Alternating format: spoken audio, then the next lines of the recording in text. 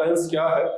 तो क्योंकि हम मैथ्स के हैं तो ज्यादातर हमारा फोकस मैथ्स में रहेगा, लेकिन फिर भी कोशिश करेंगे थोड़ा बहुत साइंस के दूसरी ब्रांचेस को भी कवर करें।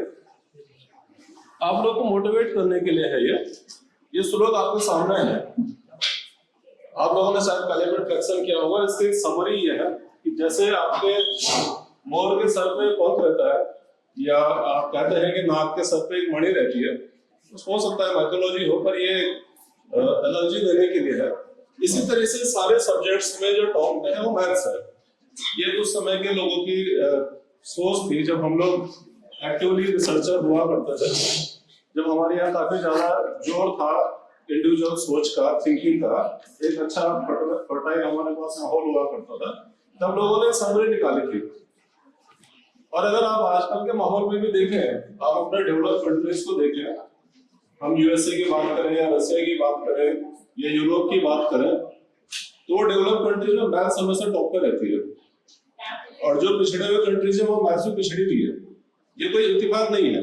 उसका कारण यह है कि आप धीरे धीरे उसके एप्लीकेशन समझेंगे, और जब मैथ्स होगी नहीं तो एप्लीकेशन क्या करोगे? एप्लीकेशन नहीं करोगे तो भाई इनोवेशन भी नहीं हो पाएगा। इस वजह से उन लोगों ने ये कहा था। ये देखिए, मैं आपका एक छोटा सा ये वाल्मीकि रामायण में आता है, छोटा सा क्या कहेंगे इसको, इंग्लिश में स्टैंजा कहता है, चैप्टर ये 28 में है। ये रावण जो है उसका एक दूत है, वो समझाता है कि राम की सेना कितनी है। अब देखिए, आप लोग इसके लॉजिक के ऊपर न जाइए कि साइंटिफिक या ह्यूमन पॉपुलेशन इस टाइप की कैलकुलेशन ना करें, और सीधा सीधा आप सिर्फ इसके मैथ्स देखिए। सत सहस्त्र सहस्त्राणाम कोटि माहुर्मु निशिनाम सत पद सहस्त्राणाम एटसेट्रा एटसेट्रा। जब आप इसकी एक्सप्लेनेशन करते हैं इंग्लिश में तो वो ये है 100 लाख मतलब 1 कोटि, राइट। फिर उसकी यानी 10 raised to the power 7। आपको मालूम है, इतना तो आप सब लोग जानते हैं, अभी अच्छे स्टूडेंट्स हैं। 10 raised to the power 5 कोटि, वो कहा करते थे एक संघ। 10 raised to the power 12 वो कहते थे इसको एक महासंघ। 10 raised to the power 70 sorry महासंघ। फिर उसके बाद 10 raised to the power 5 यानी 1 लाख महासंघ हो जाते हैं तो एक वृंद। और देखिए लिस्ट एंड में होती, मैं थक जाऊंगा इसको पढ़ते पढ़ते। मतलब ये वो दौर था जब ग्रीक्स में, यूनान में उन लोगों को गिनती के नाम पे ये आता था 1 1 एक डंडा 4 1 2 बार 4 2 3 बार 4 3, और बेचारे 100 से ऊपर जानते नहीं थे। तो अपना लाख कैसे चलाते थे? 1000 2000 10,000 100,000 लाख नहीं जानते थे तो कहते थे 100,000, 10 लाख नहीं जानते थे तो हजार। लेकिन हमारे पास देखिए कितना बड़ा अमाउंट था उस जमाने में। हमारे पास इसके लिए भी नाम है, मैं तो भूल ही गया, मैं पढ़ ही नहीं पाऊंगा इसको। समुद्र 10 raised to the power 5 समुद्र एक महासमुद्र, और इसमें पता नहीं कितने जीरो है। करोड़ के लिए भी आपके पास नंबर है, बिलियंस के लिए भी, बिलियंस और बिलियंस के लिए भी हमारे पास नाम है संस्कृत में। तो ये रामायण जैसे भी हो, चाहे मैथोलॉजी हो या ओरिजिनल हो, लेकिन मैथ्स को तो आप डिनाई नहीं कर सकते। उनके पास मैथ्स के नंबर है, ये तो आप एक्सेप्ट करोगे ना कि उनके पास डिजिट्स है। ये एक एग्जांपल है कि ओल्ड डेज में क्या चला करता था। उसके बाद हम चले मिडिल एज में आए, हमारे पास कितने सारे शानदार यूनिवर्सिटीज हुआ करती थी, जिसमें नालंदा, वल्लभी, विक्रमशिला, जगद्दरा, उदानपुरी, ये मैंने कुछ के नाम गिना जो ज्यादा फेमस हो गई थी।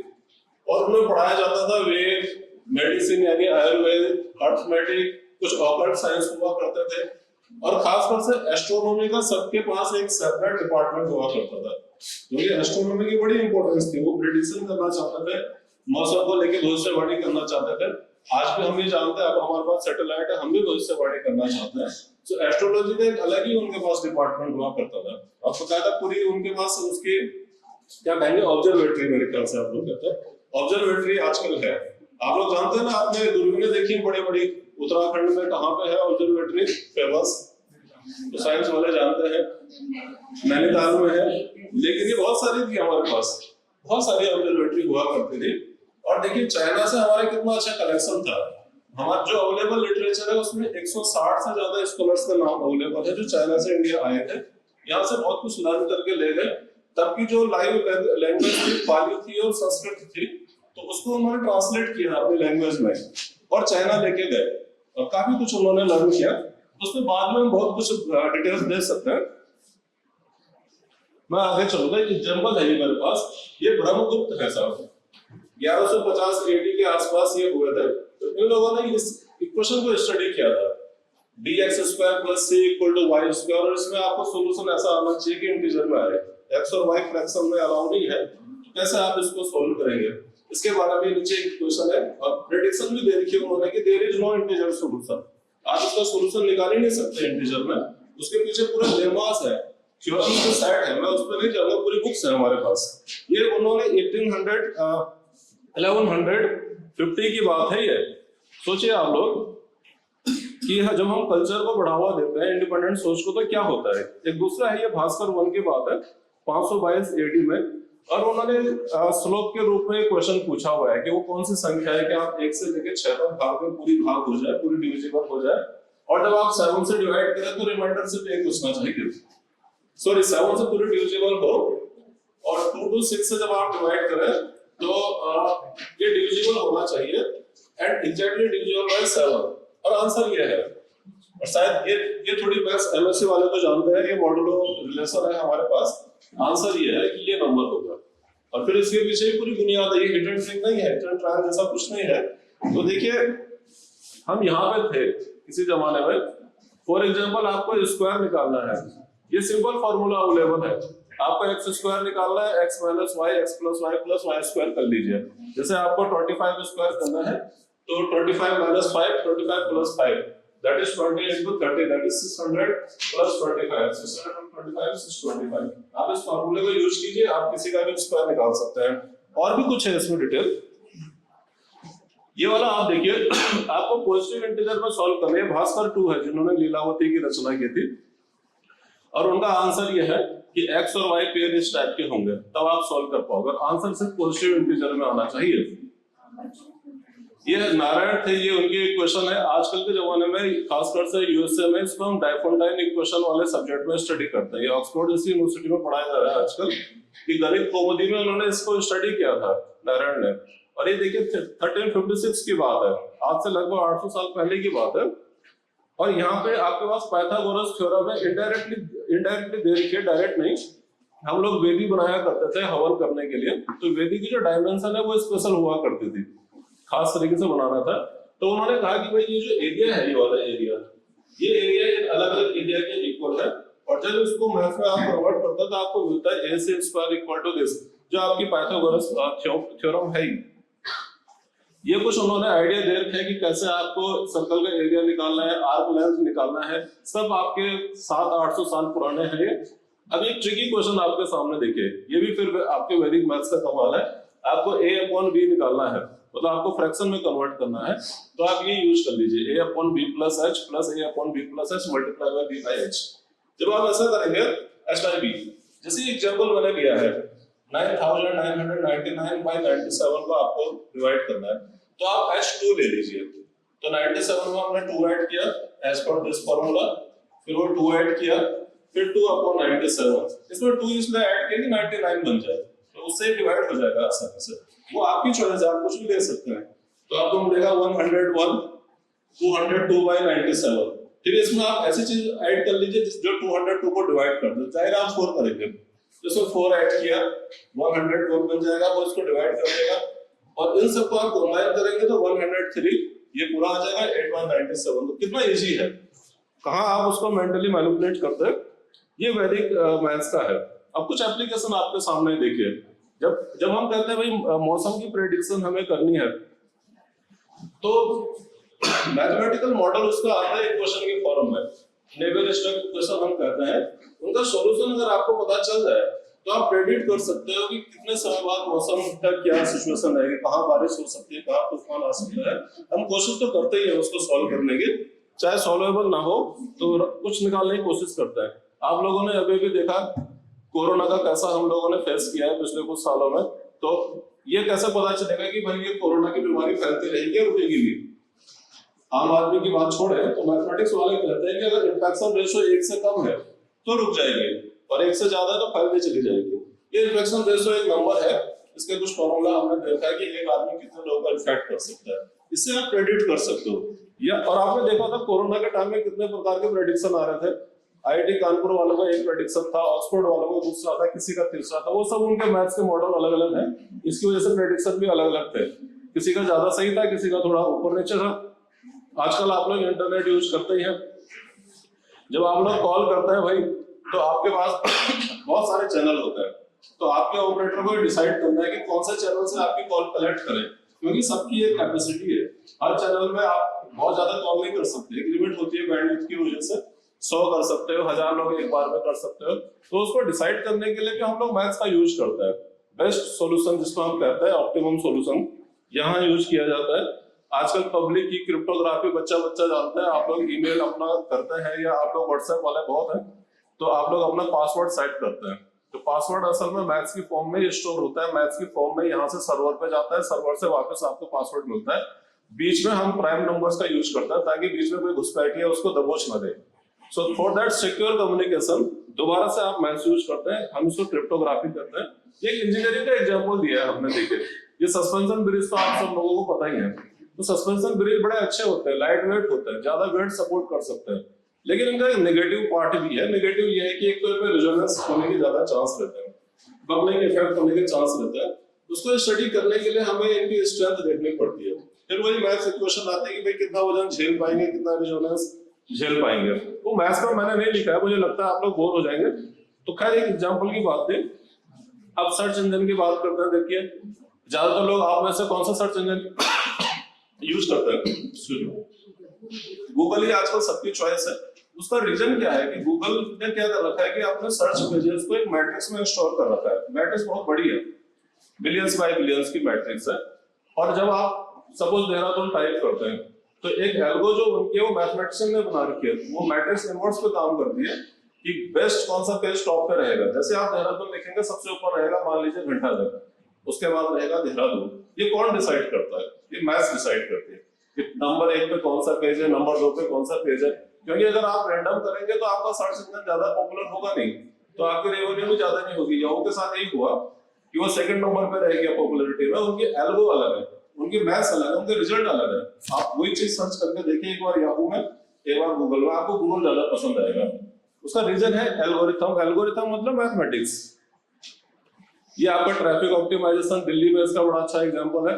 वहां पे कंप्यूटर कैमरे लगे हुए हैं जो उनके कंप्यूटर में सिग्नल भेजते हैं कि कितना कहां से ट्रैफिक आ रहा है। फिर उनके मैथ से डिसाइड करते हैं कि कहां ग्रीन लाइट करनी है, कहां रेड लाइट करनी है।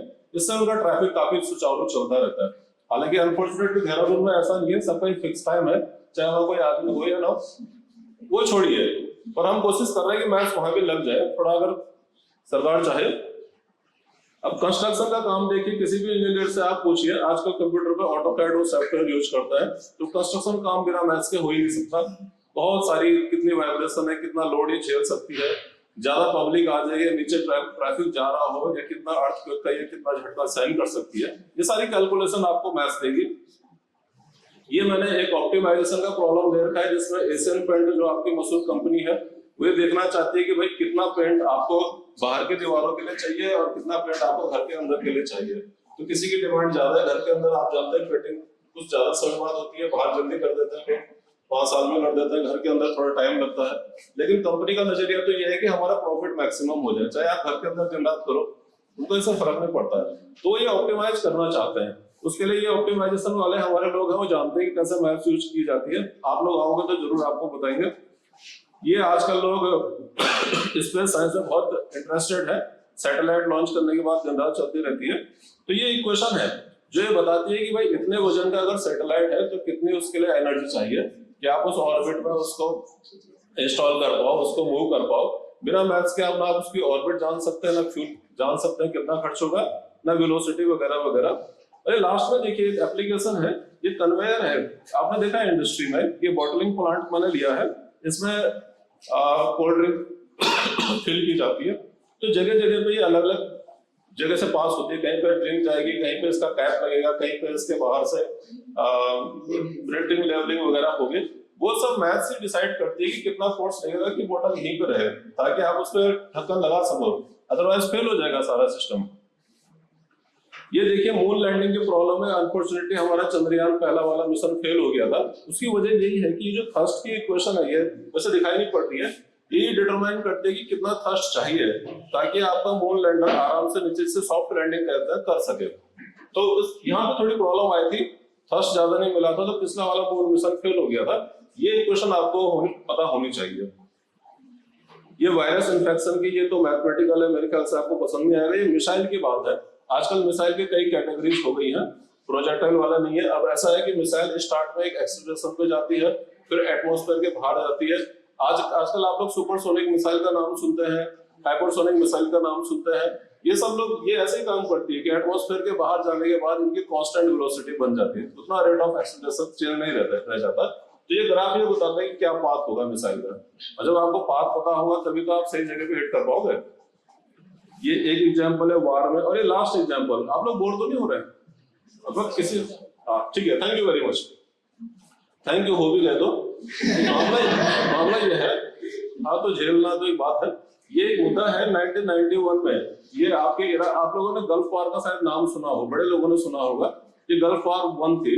इराक के पास स्कड मिसाइलें हुआ करती थी, अमेरिका के पास डिफेंस के लिए पैट्रियट मिसाइल डिफेंस सिस्टम था। तो इराकी मिसाइल जब जाती है अमेरिकन कैंप की तरफ, तो इनका जो डिफेंस सिस्टम है इसके कंप्यूटर में एक बग है, यानी वो मैथ्स की कैलकुलेशन में गड़बड़ी कर जाता है। कोई क्वांटिटी है समथिंग अपॉन 0, वो इंफिनिटी को टेंड करने लगती है, तो वो उसका एग्जैक्ट पाथ लोकेट नहीं कर पाई ये वाली मिसाइल, और स्कड मिसाइल को हिट नहीं कर पाई। और हिट नहीं कर पाई तो जाहिर है इसने अपना टारगेट पूरा किया, और उस दिन यूएसए को सबसे बड़ा लॉस हुआ था वहां का, 28 डेथ्स सेम दिन, बड़े अधिकारियों की। ये सिर्फ एक मैथ्स की मिस्टेक थी। तो मैथ्स एक सीरियस सब्जेक्ट है, विश्वास कीजिए आप उसमें डेसिमल की गलती के लिए भी अलाउ नहीं है, वरना किसी की जान जा सकती है। ये एग्जांपल है आपके सामने। और ये वाला, ये वोयेजर का नाम आपने सुना है, सब लोग जानते हैं। बहुत पहले 1977 में छोड़ दिया गया था, उसके बाद वोयेजर 2 भी गया था एक ही साल में, 1977 में 1 और 2 जब ये लॉन्च किया गया था, तो लगभग 6 या 7 साल बाद ये आपके जो आपका बृहस्पति ग्रह क्या बोलते हैं आप लोग उसे, उसके करीब से गुजरा, और उसकी फोटोग्राफ उसने कैप्चर की। आप सोचिए कि किसी प्रोजेक्ट में आपके 7 साल लगे हो, बिलियंस ऑफ डॉलर लगे हो, और ये प्रोजेक्ट फेल हो जाए तो आपको कैसा लगेगा?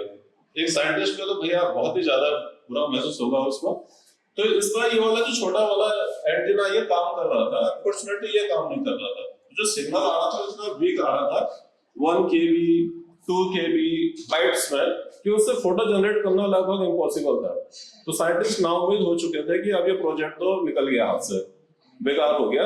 लेकिन उसी समय हमारे पास आता है मैथमेटिशियन हफमैन साहब क्या करते हैं कि पिक्चर को कंप्रेस करने का एक तरीका निकालते हैं, जिसको आजकल आप लोग जेपीईजी सिस्टम कहते हो, धड़ल्ले से यूज करते हो। आपके मोबाइल कंप्यूटर सब में जो आपके पिक्चर फॉर्मेट है 95% जेपीईजी रहता है। ये उसी समय का डिजाइन किया गया है हफमैन ने, और ये उस मिशन को बचाने के लिए ही था। तो उसके कंप्यूटर में जब ये कोड इंस्टॉल किया गया तो वहां से कंप्रेस पिक्चर आने लगी, और नासा वाले उसको रिसीव कर पाए, और आप लोग फर्स्ट टाइम कई प्लैनेट्स को देख पाए, आप उनके सैटेलाइट्स को देख पाए। ये देखिए ये लाइफ सेविंग में कैसे मैथ्स काम करती है। ये एक सूट है जो पायलट्स पहना करता है यूजुअली फाइटर जेट्स में, जब उसमें आग लग जाए, विस्फोट हो जाए तो बाहर निकलने के लिए। ये सूट सिर्फ 2-3 कंट्रीज ही बना पाती है, ब्रिटेन जिनमें टॉप में है, इंडिया आज तक नहीं बना पाया। तो इसके रीजन यही है कि हम मैथमेटिकली इसको अभी तक स्टडी नहीं कर पा रहे हैं। आप समझ रहे हैं तो मैथ्स का कैसे यूज है, कितना फोर्स इस पे लगना चाहिए कि पायलट इजेक्ट कर पाए। अनदर एग्जांपल, और ये लास्ट, बस ये लास्ट है, विश्वास कीजिए। सो दिस वन, अब बार-बार कहने से जरा भरोसा टूटता ही है। This one is our milky way. अब मिल्की वे तो जानते हैं ना आप लोग, हमारी गैलेक्सी जिसमें भैया हम सब लोग हैं अभी इस समय। तो मिल्की वे के सेंटर में जो हमारा मशहूर ब्लैक होल है सजिटेरियस ए स्टार, इसका फोटो लेना है। अब बीच में देखिए हमारी सोलर सिस्टम यहाँ कहीं पे है 20,000 लाइट ईयर्स की डिस्टेंस में। तो बीच में इतने ज्यादा स्टार है, प्लैनेट्स है, डस्ट है, गैसेस है, कि वहां से जो भी आता है सिग्नल उसको हम कैच ही नहीं कर पाते हैं, इतना कम है हम कैच नहीं कर सकते। इनफैक्ट उसको आप कहेंगे 1/10⁻25। तो कैसा किया जाए? इसके लिए आपको इतना बड़ा कैमरा चाहिए, इतनी बड़ी दूरबीन चाहिए कि उसका जो व्यास है, डायमीटर है, वो अर्थ के बराबर हो। अब ये पॉसिबल है नहीं। तो इसके लिए हमने साइंटिस्टों ने क्या किया है, देखिए दुनिया में जगह जगह पे लगाए गए हैं बहुत सारे दूरबीनें, कुछ चिली में लगाई है, कुछ अमेरिका में लगाई है, कुछ मैक्सिको में लगाई है, और इस तरह से उनको कंबाइन किया है और फिर उनको सिंक्रोनाइज किया है, तो एक बड़ी डिस्क का काम करते हैं। फिर जो सिग्नल आता है सजिटेरियस ए स्टार से, उसको कलेक्ट किया जाता है। तो एक दिन में सैकड़ों हार्ड डिस्क भर जाते हैं, इतना डाटा आता है, एक ट्रक भर के हार्ड डिस्क भर जाती है, और उसमें से आपको एक फोटो निकालनी है जो मुश्किल से 10 MB के आसपास होगी। तो सोचिए कितना जटिल काम है ना, टेराबाइट पेटाबाइट डाटा में से जरा सा एक्सट्रैक्ट करना। उसको सॉल्व करने के लिए ये मैथमेटिशियन है कैटी बाउमैन MIT में, इन्होंने एक एल्गोरिथम बनाया है कि उस बड़े डाटा में से, जैसे रेत में से आपको एक छोटी सी सुई निकालनी है, उस डाटा में से वो सिग्नल लेना जो ब्लैक होल को रिप्रेजेंट कर रहा है, ये उन्हीं हार्ड डिस्क के सामने अपनी फोटो खिंचाई है, और ये एक दिन की हार्ड डिस्क है। तो उनमें से जब डाटा एक्सट्रैक्ट किया जाता है तो आप देख पाए ब्लैक होल सजिटेरियस ए स्टार। ये इंसान की हिस्ट्री में पहली बार है, कम से कम मॉडर्न जमाने में। तो आपने देखे इतने सारे एग्जांपल आपने मैथ्स के बताए, मैथ्स की वजह से ये सारी साइंस, सारी टेक्नोलॉजी काम करती है, हालांकि हम उसको उतनी वैल्यू नहीं दे पाते। हमारा जो सारा कंट्रीब्यूशन है वो अप्लाई करने वाले ले उड़ते हैं, इसका अफसोस है। फाइनेंशियली भी हमें ज्यादा कुछ नहीं मिलता और मोटिवेशन भी नहीं मिलता। जो लोग यूज करते हैं अपने को कहते हैं कि हमने कर दिया, वो बेस को हमेशा बुला दिया जाता है, लेकिन उम्मीद है आप लोग डिमोटिवेट नहीं होंगे, मोटिवेट ज्यादा होंगे। ठीक है, am I right? तो थैंक यू वेरी मच, आप लोगों ने सुना। मैं उम्मीद करता हूँ कम से कम